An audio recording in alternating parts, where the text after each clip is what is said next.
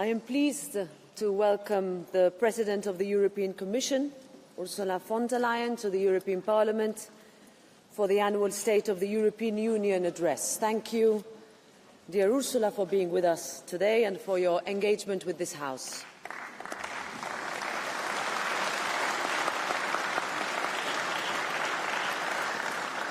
In these unprecedented times, dear colleagues, we need clarity and we need resolve. We need a Europe that takes responsibility for its security, a Europe that makes it easier for businesses and that protects jobs by simplifying our processes and cutting unnecessary red tape, a Europe that is fairer for families, workers and women, that ensures safer streets for our children, and a Europe that stands up for the democratic values that define us on the world stage.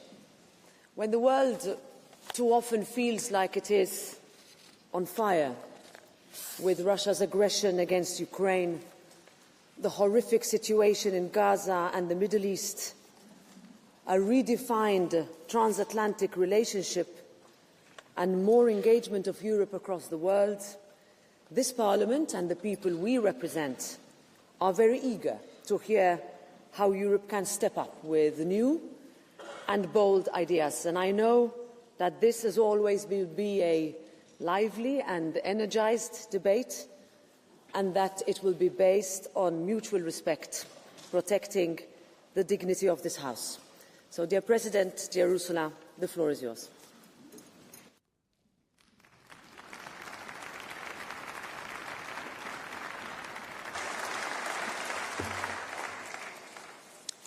Thank you very much, President Metsola, Minister, honourable members.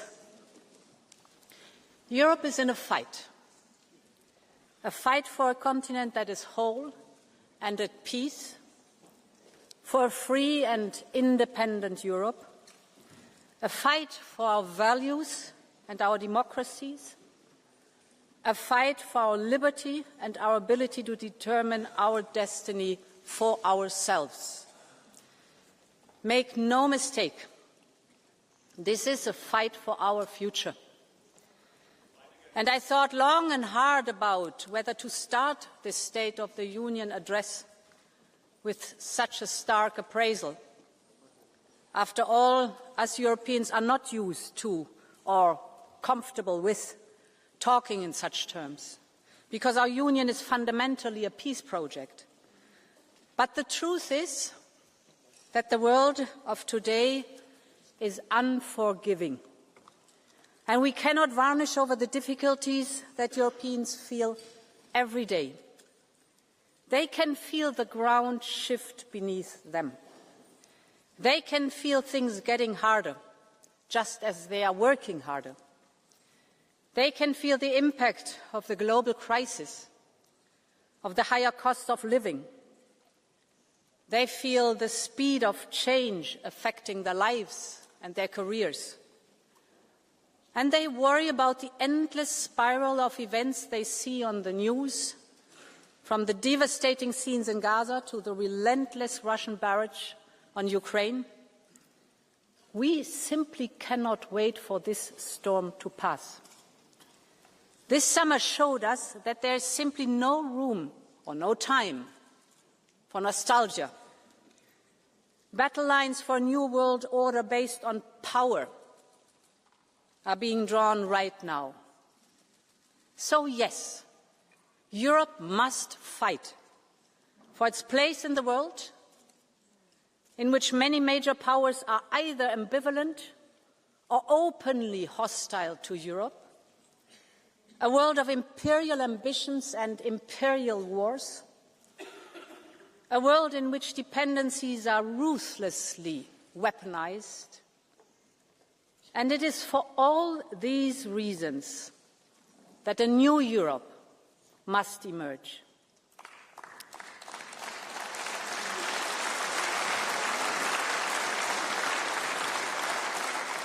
And, honourable members, this must be Europe's independence moment.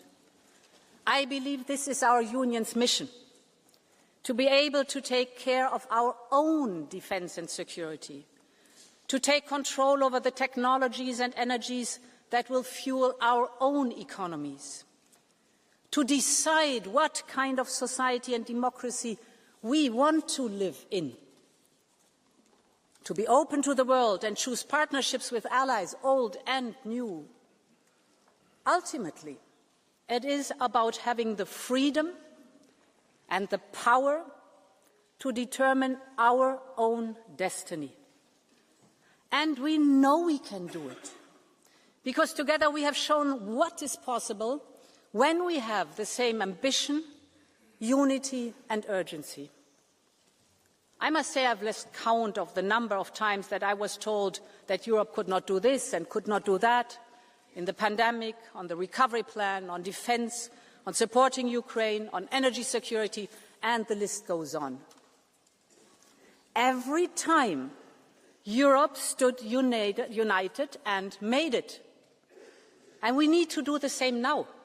So, honourable members, the central question for us today is a simple one. Does Europe have the stomach to fight?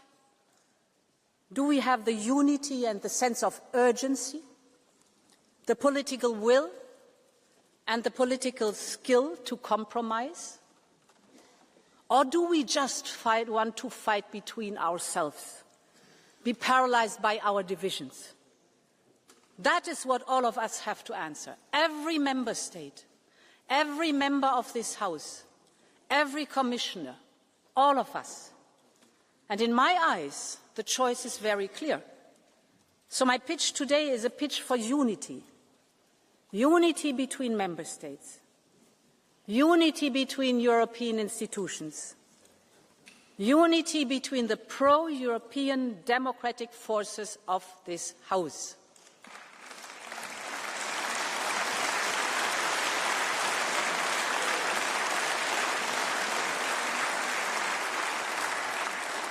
I'm here, and the entire college is here, ready to make this happen with you, ready to strengthen the pro-European democratic majority, because it is the only one that can deliver for Europe.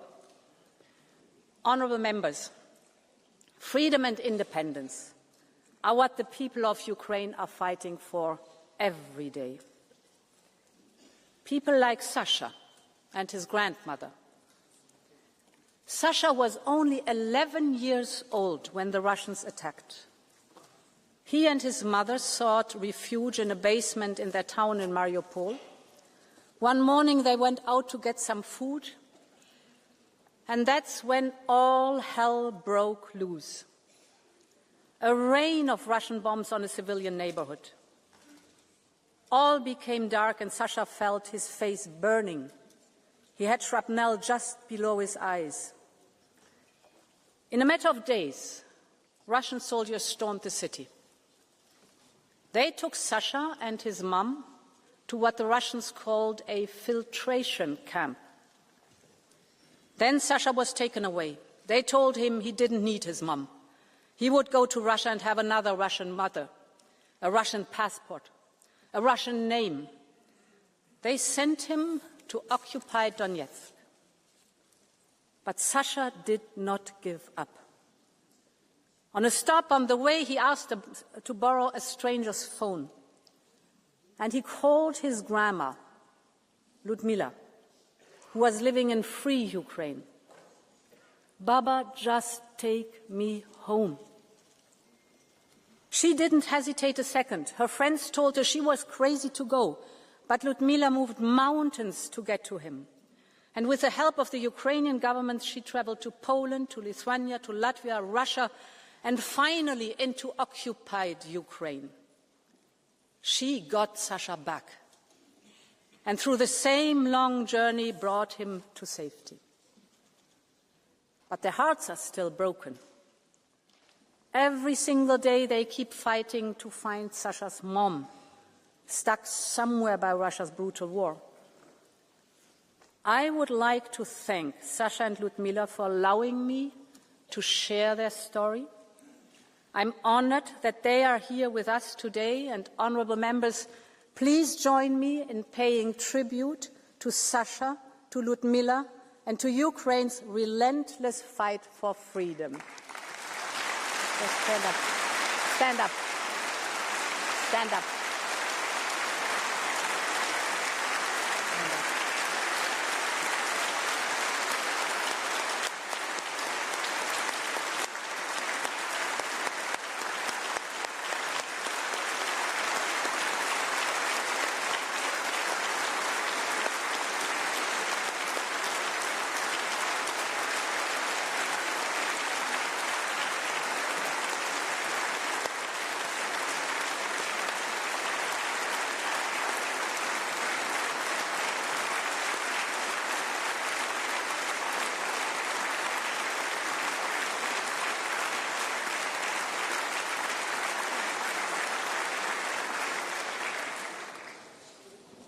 Sadly, Sasha's story is far from unique. There are tens of thousands more Ukrainian children whose fate is unknown, trapped, threatened, forced to deny their identities. We must do everything in our power to support Ukraine's children. And that is why I can announce that, together with Ukraine and other partners, I will host a summit of the International Coalition for the Return of Ukrainian Children. Every abducted child must be returned.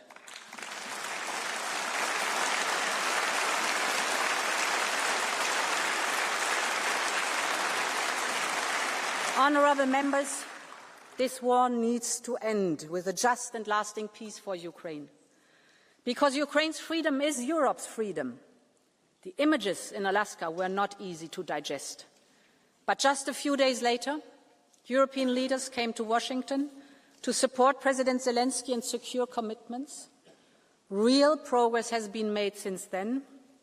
Just last week, 26 countries in the coalition of the willing said they were ready to be part of a reassurance force in Ukraine or participate financially in the context of a ceasefire.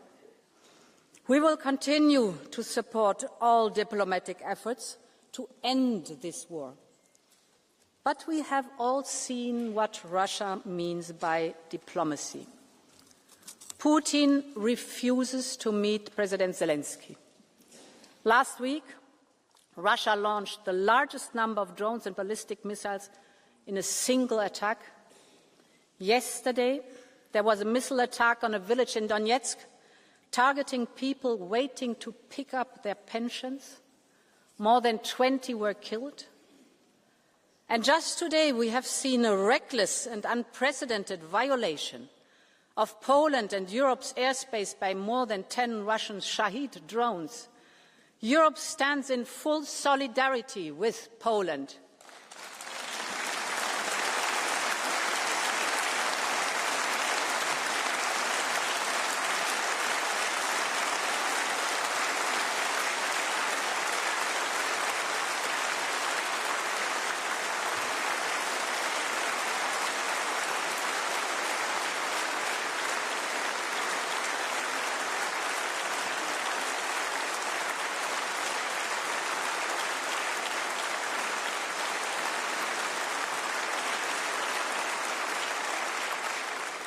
Putin's message is clear, and our response must be clear too. We need more pressure on Russia to come to the negotiation table. We need more sanctions. We are now working on the 19th package in coordination with partners. We're particularly looking at phasing out Russian fossil fuels faster. We're looking at the shadow fleet and at third countries. And at the same time, we need more support for Ukraine. No one has contributed as much as Europe. Close to 170 billion euros of military and financial aid so far, and more will be needed. And it should not only be European taxpayers who bear the brunt of this. This is Russia's war, and it is Russia that should pay.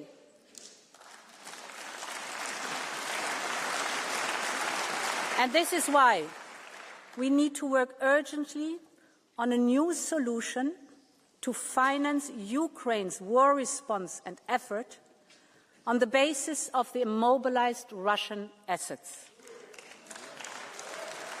With the cash balances associated to these Russian assets, we can provide Ukraine with a reparations loan. The assets themselves will not be touched, and the risk will have to be carried collectively. Ukraine will only pay back the loan once Russia pays for the reparations. The money will help Ukrainians already today, but also be crucial in the mid and long term for Ukraine's safety. For example, funding the strong Ukrainian armed forces as the first line of security guarantees. So we will propose a new programme. We call it Qualitative Military Edge. It will support investment in the capabilities of the Ukrainian armed forces. Take drones, for example. Before the war, Ukraine had no drones. Today, Ukraine's use of drones, it is Ukraine's use of drones that is accounting for over 2/3 of Russian equipment losses. It is a reminder of the power of human ingenuity in our open societies. But we also know that Russia is catching up fast, supported by the Iranian Shahid drones. And it is seizing the advantage of industrial mass production. Saturday, in one single night, Russia sent 800 drones to Ukraine in one single night. So, ingenuity helped to open a door for Ukraine's defense, but raw industrial might, on the other side, may threaten to sweep it closed. So we can use our industrial strength to support Ukraine to counter this drone warfare. We can help transform Ukrainian ingenuity into battlefield advantage and into joint industrialization. And this is why I can also announce that Europe will front-load 6 billion euros from the ERA loan and enter into a drone alliance with Ukraine. Ukraine has the ingenuity. What it needs now is scale. And together we can provide it so that Ukraine keeps its edge and Europe strengthens its own.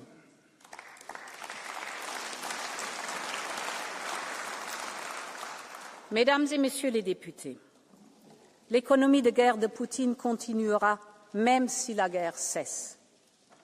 Cela signifie que l'Europe doit être prête à assumer la responsabilité de sa propre sécurité. Bien sûr, l'OTAN restera toujours essentielle, mais seule une posture de défense européenne forte et crédible peut garantir notre sécurité. Et nous avons accompli des progrès historiques ces dernières années pour bâtir notre Union européenne de la défense. Au début de cette année, nous avons lancé le plan Readiness 2030, qui pourrait mobiliser jusqu'à 800 milliards d'euros d'investissement dans le domaine de la défense. Cela inclut le programme SAFE, désormais prêt à fournir 150 milliards d'euros pour des achats communs. 19 États membres ont déjà soumis une demande. Le programme est complètement souscrit. Ça, c'est une très bonne nouvelle. Nous travaillons aussi à accorder une prime à ceux qui soutiennent l'Ukraine ou achètent du matériel ukrainien. C'est une aide financière d'urgence face à un besoin urgent. La semaine dernière, j'ai pu le constater de mes propres yeux en visitant les États membres en première ligne. Ce sont eux qui connaissent le mieux la menace russe.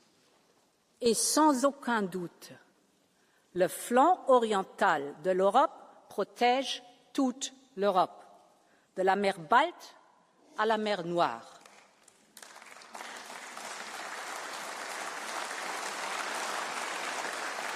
Et c'est pourquoi nous devons investir pour le soutenir avec le Eastern Flank Watch.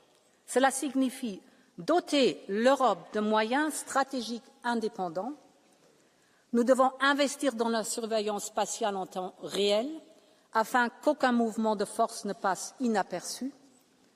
Nous devons répondre à l'appel de nos amis baltes et bâtir ce mur de drones. Ce n'est pas une ambition abstraite, c'est le fondement d'une défense crédible.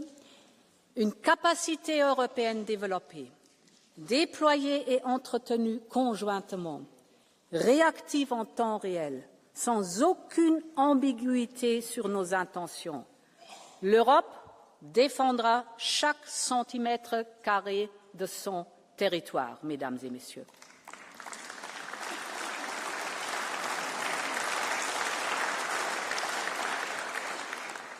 Et dans tous les pays que j'ai visités, j'ai entendu le même message. Il n'y a pas de temps à perdre. Donc, lors du prochain Conseil européen, nous présenterons une feuille de route claire pour lancer de nouveaux projets communs en matière de défense, fixer des objectifs précis pour 2030 et créer un semestre européen de défense, parce que 2030, c'est demain. Et c'est aujourd'hui que l'Europe doit se préparer. Honourable members, when we talk about independence, we're talking about choosing our destiny. That is what Ukraine is fighting for. And that is what all Europeans deserve. Because Europe is an idea, the idea of freedom and mutual strength. This was the idea that drove the post-1989 generation, when East and West came together. And it is as powerful now as it was then. And this is why we are bringing future member states closer to our union, investing, supporting reforms, integrating into the single market.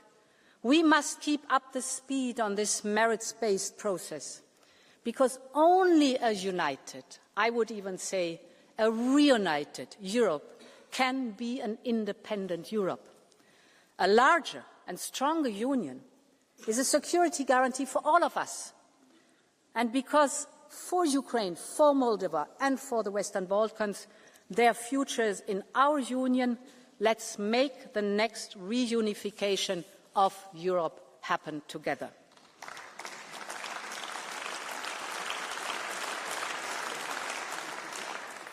Honourable members, what is happening in Gaza has shaken the conscience of the world.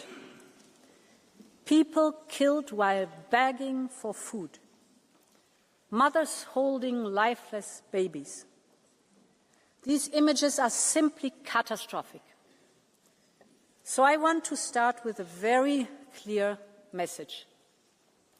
Man-made famine can never be a weapon of war.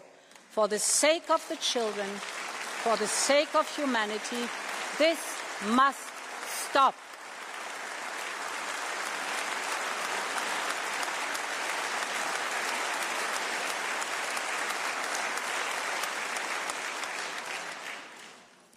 This is also part of a more systematic shift in the last month that is simply unacceptable.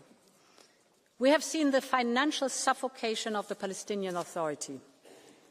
The plans for settlement project in the so-called E1 era, which would easily cut off the occupied West Bank from East Jerusalem. The actions and statements by the most extremist ministers of the Israeli government, which incite violence. All of this points to a clear attempt to undermine the two-state solution, to undermine the vision of a viable Palestinian state, and we must not let this happen.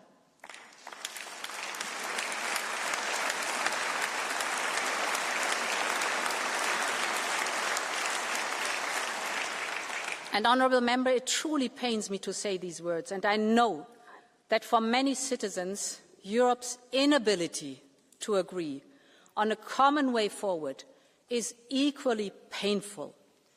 They are asking how much worse things must get before there is unity in response. I understand, because what is happening in Gaza is unacceptable. and because Europe must lead the way, just as it has done before. Our financial support and humanitarian aid far outweigh that of any other partner. Our commitment to a viable Palestinian Authority is keeping the two-state solution alive, and we must urge others to urgently step up too, both in the region and beyond. But, of course, Europe needs to do more. Many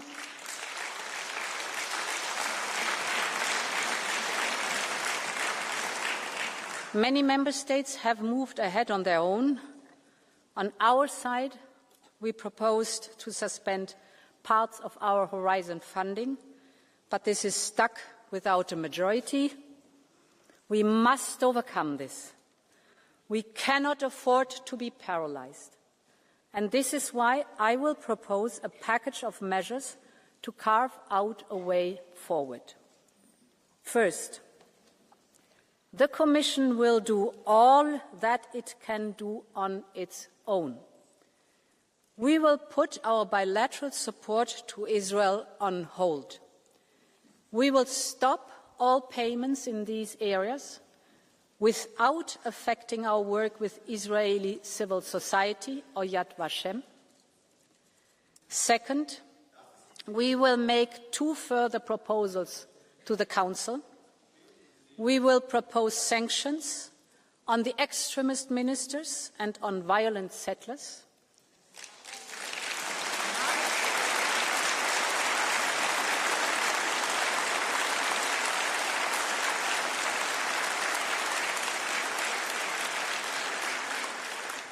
And we will also propose a partial suspension of the association agreement on trade-related matters.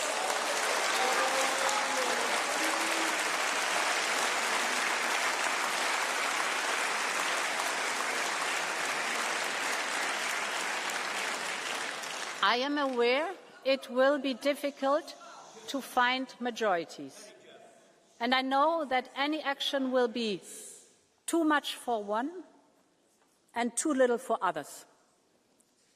But we must all take our own responsibility: Parliament, Council, Commission. My third point: we will set up a Palestine donor group next month, including a dedicated instrument for Gaza reconstruction.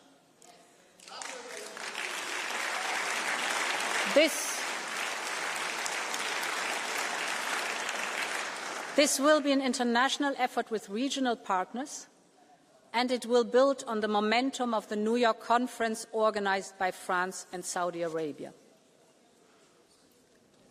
Honourable members, I am a long-standing friend of the people of Israel. I know how much the atrocious attacks on October 7th by Hamas terrorists shook the nation to its core. The hostages have now been held captive by Hamas terrorists for more than 700 days since October 7th. That is 700 days of pain and suffering. There can never be any place for Hamas, neither now nor in future, because they are terrorists who want to destroy Israel. They are also inflicting terror on their own people, keeping their future hostage. Europe's goal has always been the same: real security for Israel and a safe present and future for all Palestinians.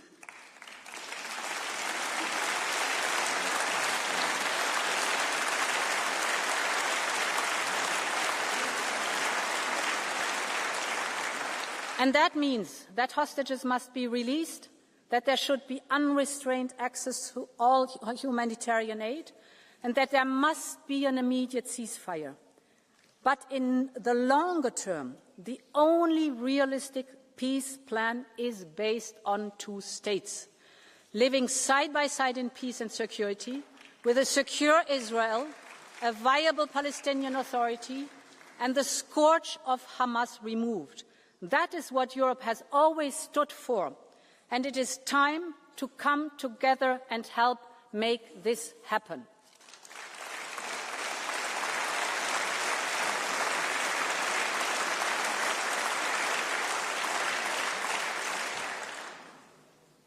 Honourable members, the transition is now hard. I want to speak about competitiveness. I know,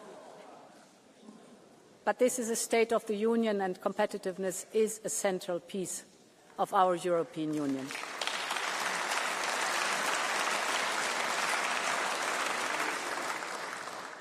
Europe's independence will depend on its ability to compete in today's turbulent times. We have everything it takes to thrive here in Europe, from our single market to our social market economy. But we know the economic and geopolitical headwinds are strong, and I just talked about it. And we have seen how dependency can be used against us. And this is why we will massively invest in digital and clean tech. With more to come in our future competitiveness fund and a doubled horizon, our research and innovation programme, and we are tackling the key bottlenecks identified by the Draghi report. That's from energy to capital, from investment to simplification. We have held strategic dialogues with key industries: cars, chemicals, steel, pharmaceuticals, defence, agriculture. In each sector, the message is the same.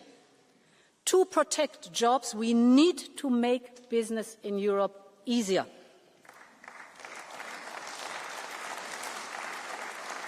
A digital euro, for example, will make it easier for companies and consumers alike. And the omnibuses we have put on the table so far will make a real difference. Less paperwork, less overlaps, less complex rules. Our proposal will cut 8 billion euros per year. 8 billion cut of bureaucratic costs for European companies. And further omnibuses are on their way, for example, on military mobility or on the digital. For innovative companies, we are preparing the so-called 28th regime and speeding up the work on the Savings and Investment Union. Because we have many high-potential startups in key technologies like quantum, AI and biotech, but as they grow, the limited availability of risk capital forces them to turn to foreign investors. And this is wealth and jobs going elsewhere. And it jeopardizes our tech sovereignty. This is why the Commission will partner with private investors on a multi-billion euro Scale-up Europe fund. It will help make major investments in young, fast-growing companies in critical tech areas, because we want the best of Europe to choose Europe. And, honourable members, our greatest asset is the single market. But we all know it remains unfinished. The IMF estimates that the internal barriers within the single market are equivalent to a 45% tariff on goods and even a 100% tariff on services. Just think of what we are missing out on. And as underscored by the latter report, the single market remains incomplete, mostly in 3 domains: finance, energy and telecommunications. So we need clear political deadlines. And this is why I will present a single market roadmap to 2028 on capital, on services, on energy, on telecoms, on the 28th regime, and the 5th, freedom for knowledge and innovation. Because we all know the old saying, only what gets measured gets done. Honourable members, this will also support our investment in the technologies that will fuel our economy, clean and digital. Take artificial intelligence. A European AI is essential for our future independence. It will help power our industry and our societies, be it healthcare or be it defence, you name it. So, we will focus on the first key building blocks That's from the Cloud and AI Development Act to the Quantum Sandbox. We are massively investing in the European AI gigafactories because these gigafactories support our innovative startups so that these startups can train, develop and deploy their models, their next generation AI models in these gigafactories. And when we called on the private sector to join forces with us, the response was overwhelming. Later today, I will meet CEOs from some of the largest European tech companies. They will hand over their European AI and tech declaration, and this is their commitment to invest in Europe's tech sovereignty, and I'm absolutely grateful for that. This is the way it should go in the European Union. And we must also take the same approach on clean tech, from steel to batteries. Europe's clean tech sector must stay in Europe, and we have to take urgent action. With the Clean Industrial Deal, we have identified the main hurdles that slow down these sectors. So now we need to speed up with the implementation, because investors, of course, want to know that if they invest, there will be a demand for clean European products on the other hand. And this is why lead markets must be at the heart of our action, to spark a virtuous cycle where both supply and demand go up and prices go down. On the supply side, we will launch a battery booster package. This will put 1.8 billion euros up for equity to boost production in Europe. You know that batteries are key enablers of other clean tech, especially electric vehicles. So this goes to the heart of our economic independence. On the demand side, we must urgently drive demand for European industrial leadership in clean tech. And this is why we will introduce a Made in Europe criteria in public procurement.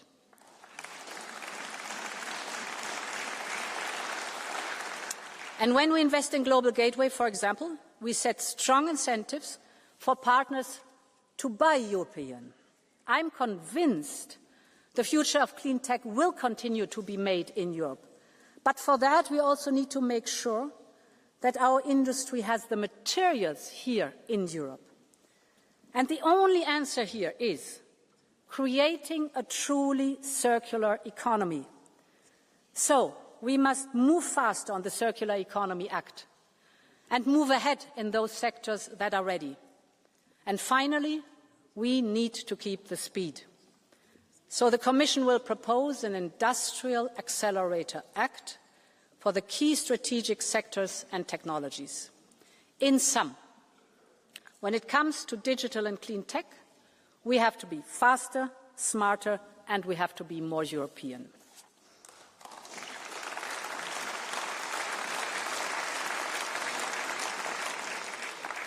Honourable members, already today, low-carbon sources account for over 70% of our electricity.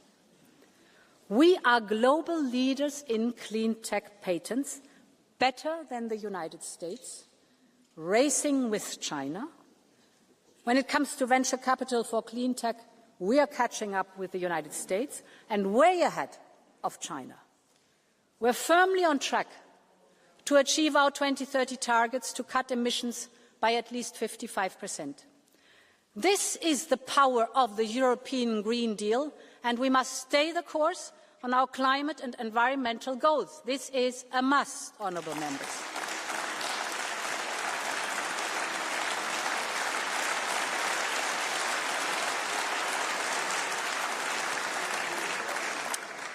And the science is very clear.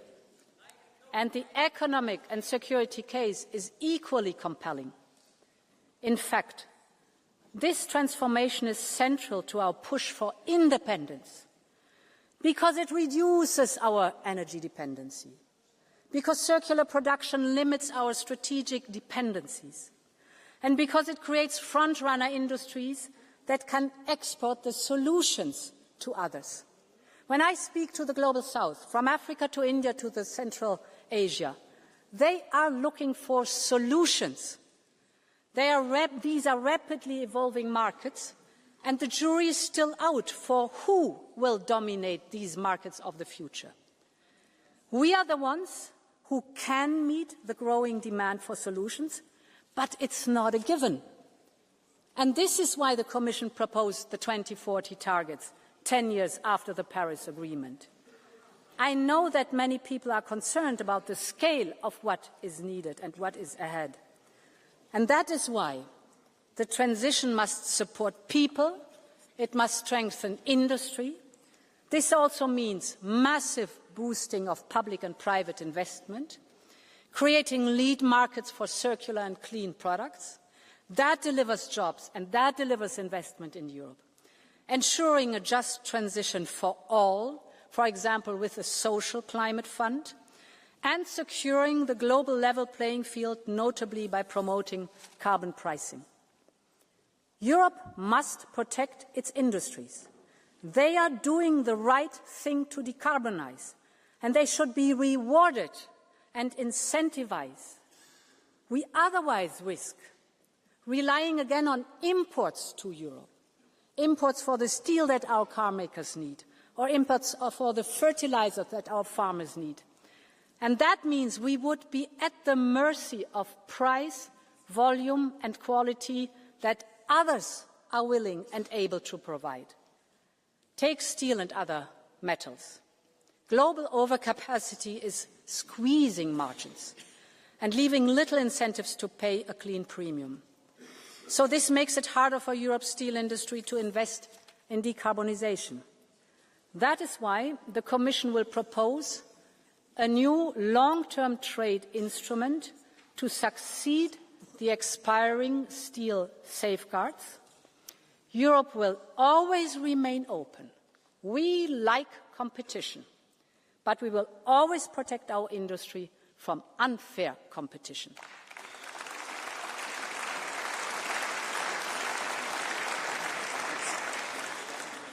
Honourable members, when we talk about competitiveness, we talk about jobs. We're talking about people and their livelihood. So the bottom line is that workers must be empowered if we are to have a competitive economy. And that is why we will propose a Quality Jobs Act to ensure that modern employment keeps pace with the modern economy. And this is important because we know how hard times have been for so many families, how costs have rocketed up, how people are making sacrifices to make ends meet. This is a matter of basic social justice. This is why we urgently need an ambitious European anti-poverty strategy. We will lay out our plan to help eradicate poverty by 2050, backed by a strong child guarantee to shield our children from poverty.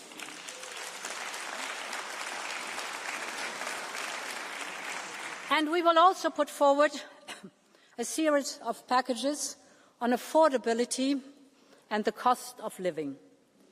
Allow me to give you 4 telling examples. The first is energy. When the energy costs rise, it is not just a number on the bill. It is every single part of people's life that is affected. So at the height of the energy crisis in the last years, Europe acted. And thanks to that common effort, we quickly managed to stabilise prices and secure supply. We are now on the path to energy independence. But energy bills are still a real source of anxiety for millions of Europeans, and costs are still structurally too high for industry. We know what drove prices up. That was dependency on Russian fossil fuels. So it's time to get rid of dirty Russian fossil fuels completely.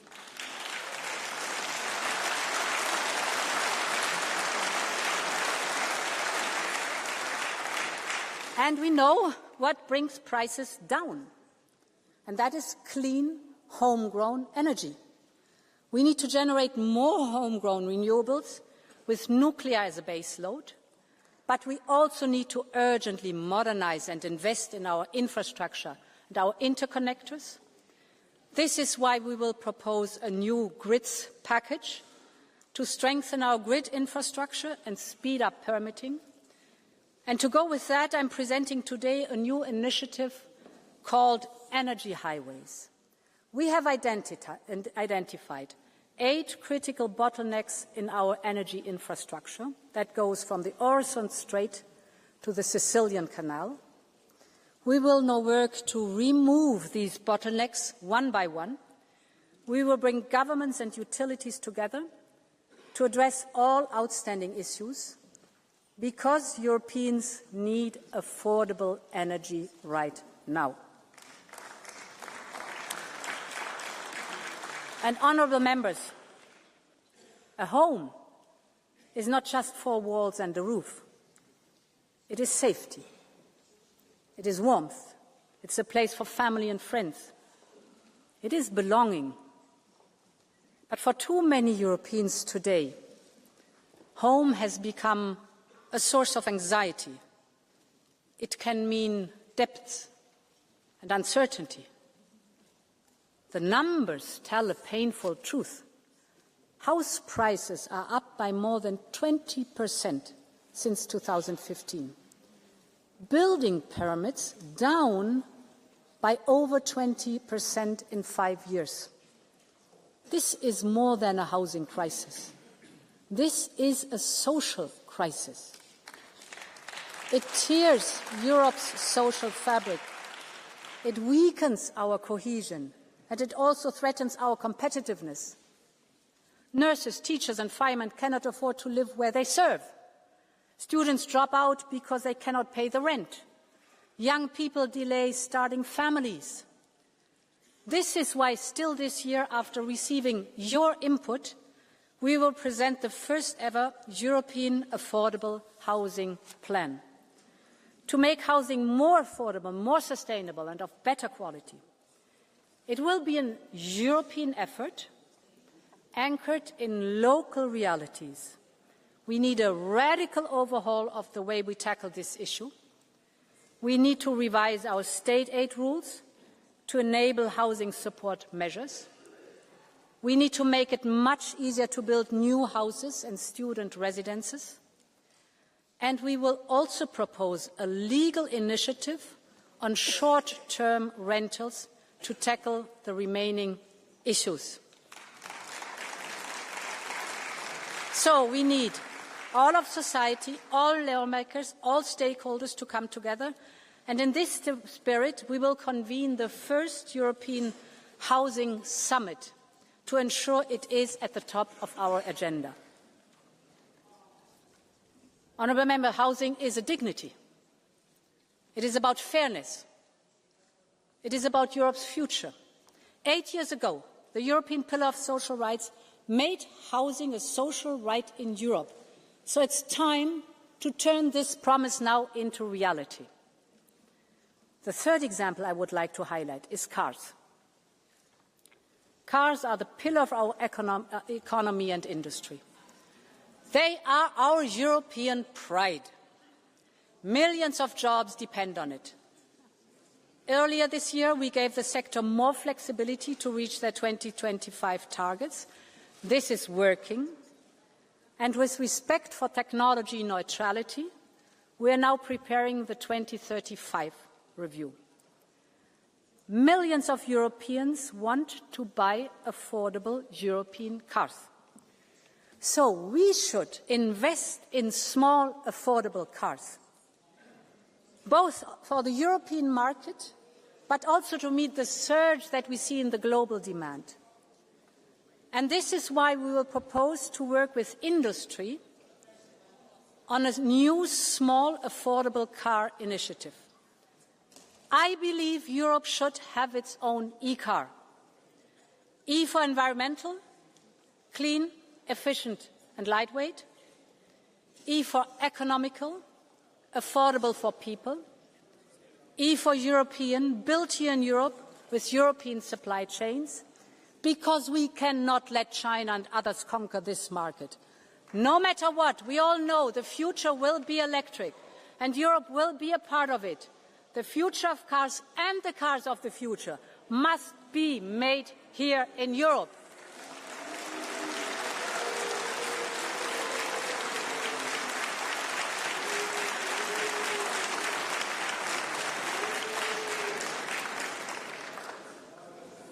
Honourable Member, the final example I want to highlight is linked to food. In Europe, we have access to high-quality food that our outstanding farmers and fishers produce at affordable prices. They are also the custodians of our lands and oceans, our biodiversity, the key to our food security.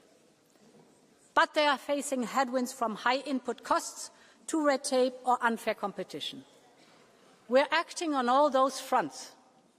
We have simplified the CAP, less paperwork, more trust. We have ring-fenced income support in the next MFF and made sure that funding can be topped up by national and regional envelopes. But our farmers need fair competition and a level playing field. This is essential. And this is why we have robust safeguards in our trade deal with Mercosur, backed up by funding if compensation is needed. We also need to strengthen the position of farmers in the food chain. For too long, their hard work has not paid off as it should. Farmers have a right to a fair price for their food and a fair profit for their families. We will therefore review the implementation of our unfair trading practices legislation and take action wherever it is needed. And I can announce today that we will boost our promotion budget to launch a new Buy European Food campaign, because we can proudly say that our European food is the best in the world.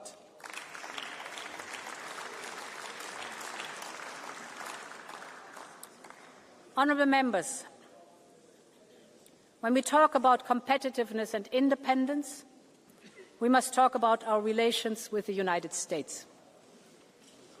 I've heard many things about the deal agreed in summer.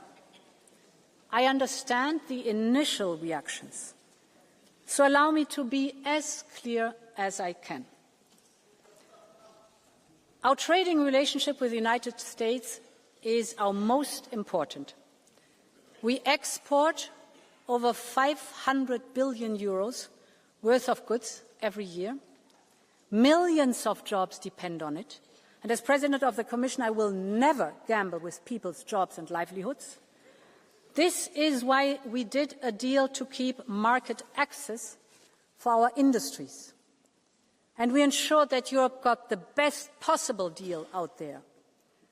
We have put our companies at a relative advantage because some of our direct competitors face much higher tariffs from the US. Yes, their baseline might be lower, but when you account for the exceptions that we secured and the additional rates which others have on top, we have the best agreement without any doubt. But I want also to be crystal clear on one point. Whether on environmental or digital regulation, we set our own standards, we set our own regulation. Europe will always decide for itself.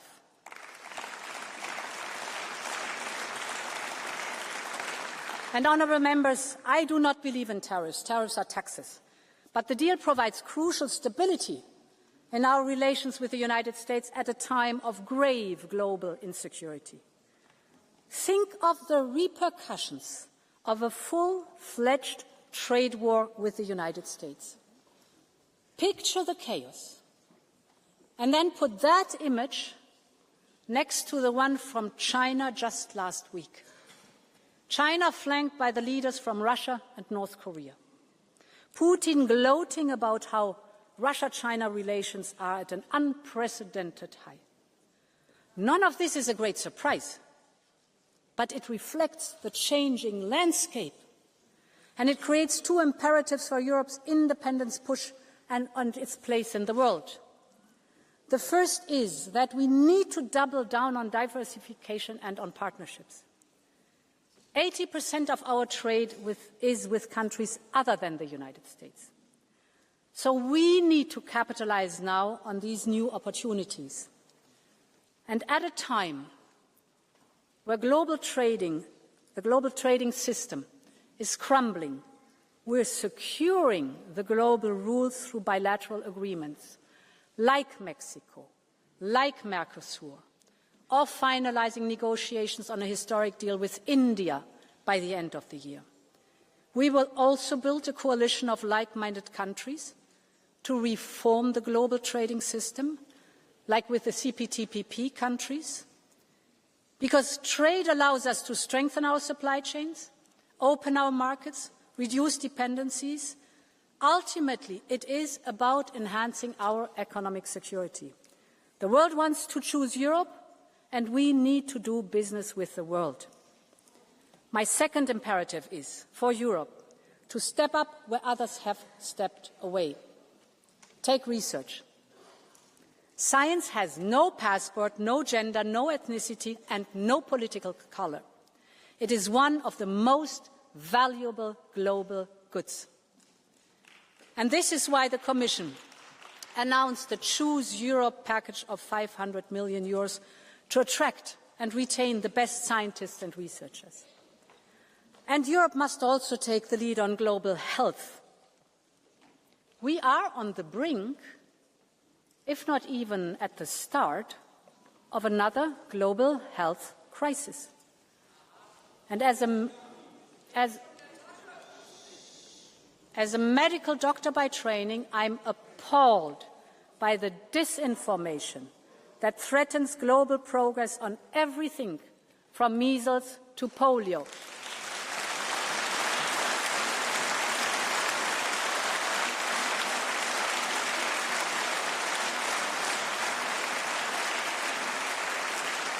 And this is why today I can announce that the European Union will head a new global health resilience initiative, because the world is looking to Europe and Europe is ready to lead.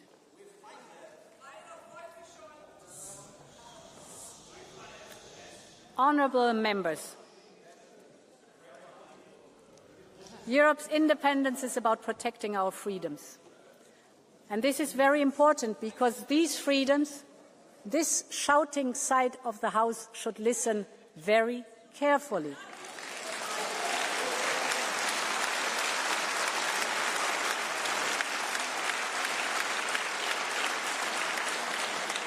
Listen very carefully. Can you please stop? Can you please stop? Please. Listen very carefully about the freedoms, the freedom to decide, the freedom to speak out, to move around the whole continent, the freedom to vote, to love, to pray, to live in a union of equality. Our democracy and the rule of law are the guarantors of those freedoms.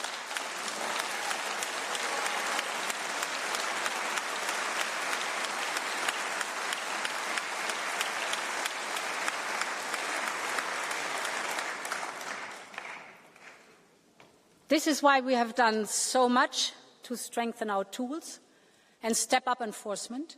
We built a new rule of law cycle that ensures that problems are detected early and solved through engagement.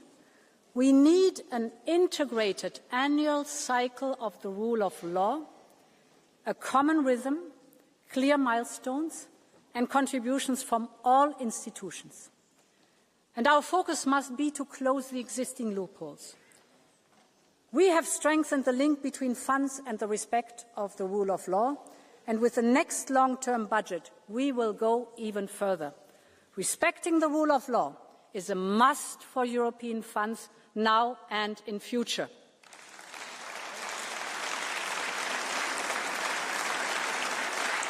And honourable members, the rise in information manipulation and disinformation, as we hear, is dividing our societies. It is not only eroding trust in the truth, but also in democracy itself. This is why we urgently need the European Democracy Shield. We need more capacity to monitor and detect information manipulation and disinformation. So we will set up a new European Centre for Democratic Resilience. This will bring together the expertise and capacity of member states and neighbouring countries. You obviously are fearing this new centre.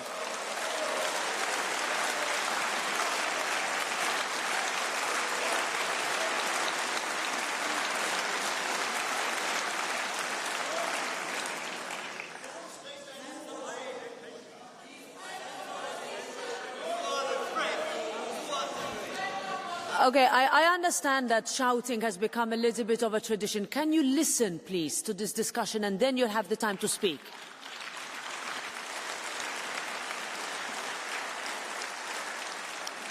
In some communities across Europe, traditional media are struggling.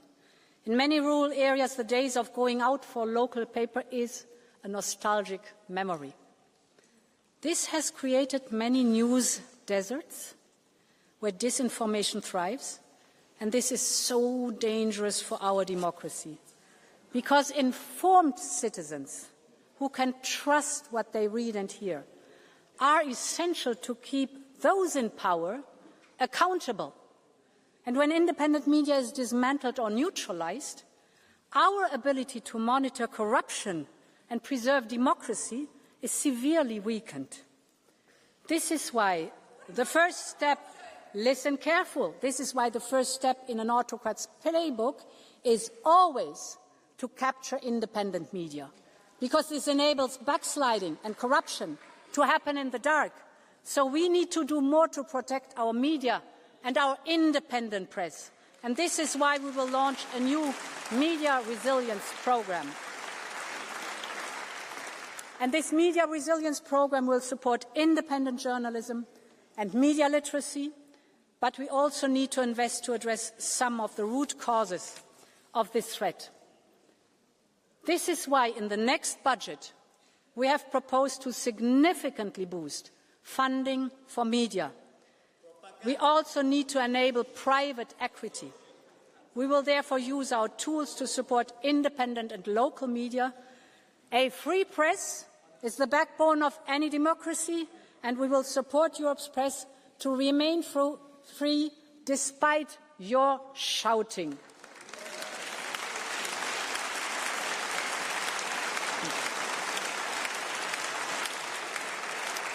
Honourable members, another important point. Okay, Ms. Schneider, please. We have been very fair and understanding, but this is your last warning. Shouting again and you leave the chamber.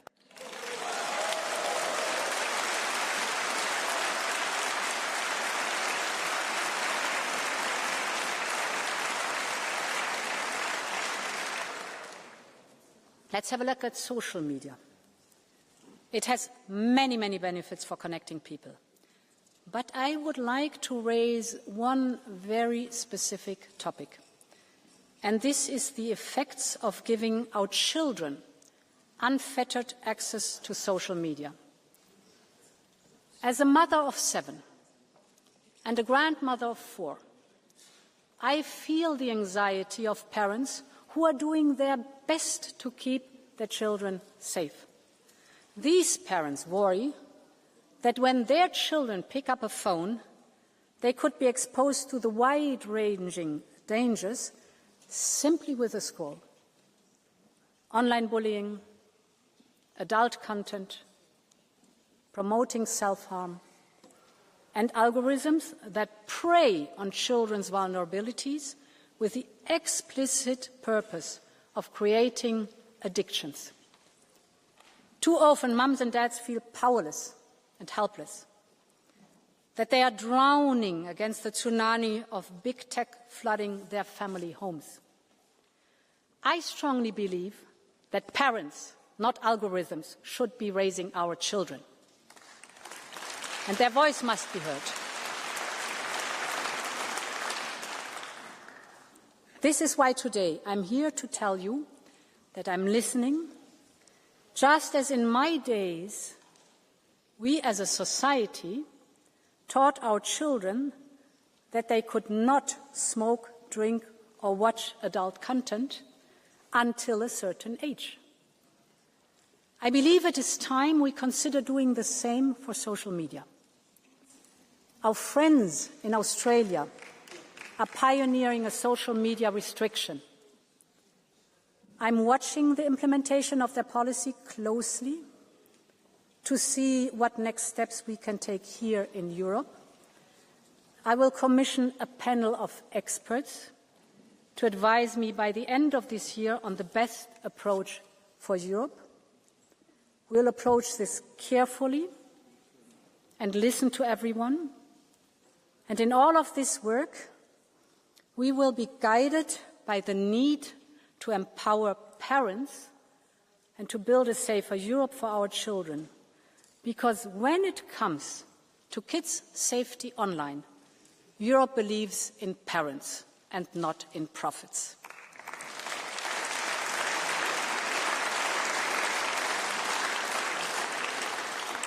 Meine Damen und Herren Abgeordnete, unsere Demokratie zu schützen, ist unsere wichtigste Aufgabe. Aber dafür müssen wir auch zeigen, dass die Demokratie Lösungen für die berechtigten Sorgen der Menschen hat. Nirgendwo ist das deutlicher spürbar als bei dem Thema Migration. Deshalb haben wir vorgeschlagen, die Mittel für das Migrations- und Grenzmanagement im nächsten Haushalt zu verdreifachen, damit wir Migration wirksam steuern und unsere Außengrenzen schützen können. Aber es ist klar, dass mehr nötig ist. Die Menschen in Europa haben bewiesen, dass sie bereit sind, jenen zu helfen, die vor Krieg und Verfolgung flüchten. Aber die Frustration wächst, wenn sie den Eindruck haben, unsere Regeln werden missachtet. Deshalb müssen wir unsere Anstrengungen verstärken. Wir brauchen ein System, das menschlich ist, ohne naiv zu sein. Wir müssen mit der Rückkehr abgelehnter Asylbewerber in ihre Heimatländer ernst machen. Es kann doch nicht sein, dass nur 20% derjenigen, die nicht bleiben dürfen, Europa tatsächlich verlassen.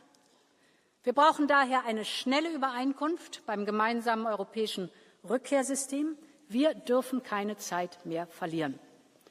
Und wir müssen auch sicherstellen, dass wir den Migrations- und Asylpakt voll und ganz umsetzen, sobald er in Kraft ist. Er ist streng, aber fair. Und er wird nur funktionieren, wenn alle ihren Anteil leisten. Mitgliedstaaten aus Nord wie Süd, aus Ost wie West. Selbstverständlich werden wir unseren internationalen Verpflichtungen immer nachkommen. Wir haben das in der Vergangenheit getan, wir tun das heute, wir werden das in Zukunft tun. Aber es sind wir in Europa, die entscheiden, wer zu uns kommt und unter welchen Umständen, und nicht die Schlepper und Schleuser.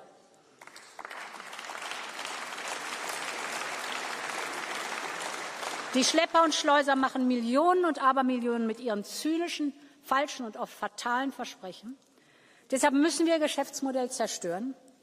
Die Zahlen gehen zwar insgesamt zurück, aber immer noch versuchen zu viele Schleuser und Schlepper, illegal die Menschen über die Grenzen zu bringen, und oft sterben die Menschen auf dem Weg. Wir müssen mit Social-Media-Plattformen zusammenarbeiten, um die Online-Planung, Online-Werbung für Schleuseroperationen zu beenden. Wir müssen enger mit den Fluggesellschaften kooperieren, gerade auf problematischen Routen wie denen nach Belarus. Und nur wenn wir der Spur des Geldes folgen, können wir die kriminellen Netzwerke aufspüren und ihre Finanzquellen austrocknen. Und wir brauchen ein neues Sanktionsregime, das Schleuser und Menschenhändler ins Visier nimmt, um ihre Vermögenswerte einzufrieren, um ihre Bewegungsmöglichkeiten einzuschränken, um ihre Gewinne zu kappen. Menschenschmuggel ist ein grausames und verbrecherisches Geschäft. Und kein Schlepper, kein Schleuser darf in Europa ungestraft davonkommen.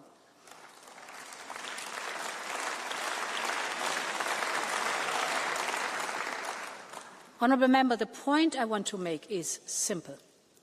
If it matters to Europeans, it matters to Europe. This is our enduring duty to deliver. This summer, we all saw the pictures of Europe's forests and villages on fire. More than 1 million hectares were burned. An area around a third of the size of Belgium. The scale of the damage is enormous. And we know it is not a one-off. Climate change is making each summer hotter, harsher, and more dangerous. And this is why we have to radically step up our efforts into climate resilience and adaptations and nature-based solutions. But we must also give ourselves the tools to respond. And this is why we will propose to create a new European firefighting hub based in Cyprus, which could also support our regional neighbours. We know the difference our civil protection mechanism can make. Just over the summer, 760 brave Europeans were sent to all corners of Europe, literally running towards the flames. And I would like to conclude my speech with a tribute to them. The firefighters, the pilots, the crews, everyone stepped up. And I would like to tell you the story of a group of 20 Greek rangers. They are specialists in taming the fiercest of forest fires. When the fires erupted in the Asturias region, Spain called Europe for help. And Greece answered the call. The flames were so vast, the smoke could be seen from space. But for 5 days, these 20 Greek rangers stood shoulder to shoulder with their Spanish colleagues. As the flames swept closer to the village of Genestoso, they fought day and night to contain the inferno. And in the end, together, they tamed the fire and the village was saved. And honourable members, it is such an honour to welcome one of these heroes today. The leader of the Greek team, Lieutenant Nikolaios Paisios. Lieutenant, dear Nikolaios, your courage is an inspiration to all of us.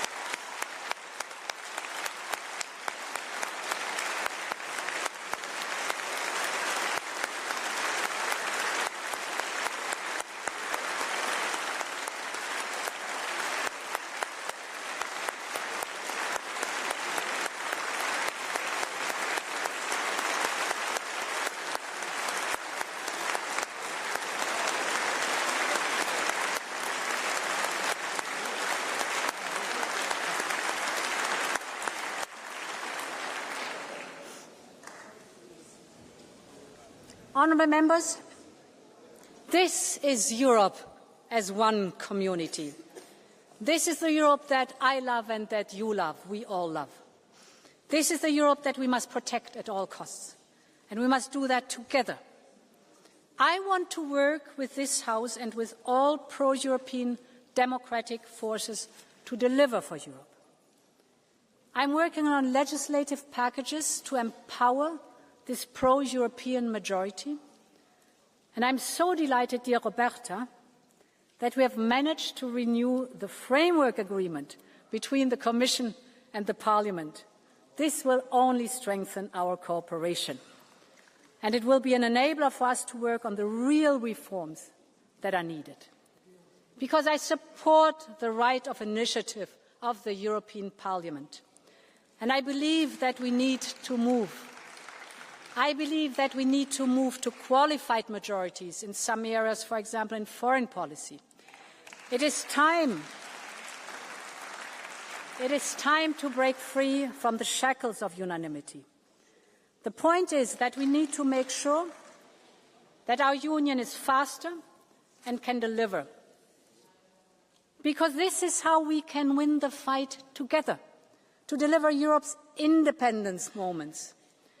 And let's remember that we have always had to fight for our freedoms, for the generation that fought hard and hand in hand across our continent, to the underground press that kept the flame of freedom alive across Central and Eastern Europe during the Cold War, or the forest brothers in the Baltics who resisted Soviet oppression at every turn.